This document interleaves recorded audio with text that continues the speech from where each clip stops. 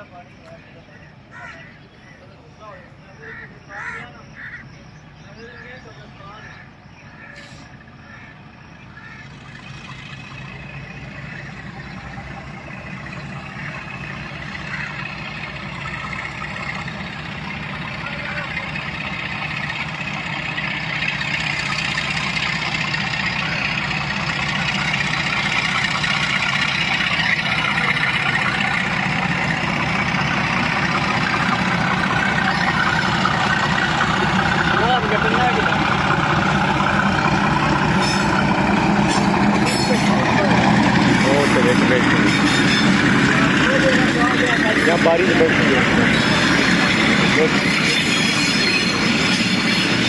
भाई तो इस डब्बे चान नजर ना तो बखरी गल है।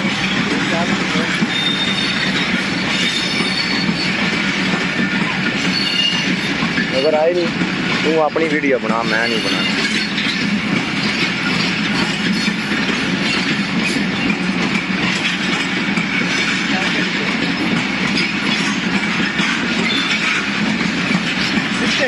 पिछले डब्बे अगे जाने अगों ला लेना, अगले डब्बे लाने उन्होंने फोन करके दस जो AC स्टैंडर्ड का डब्बा नहीं, इस तोड़ हवेलियां तक जाना।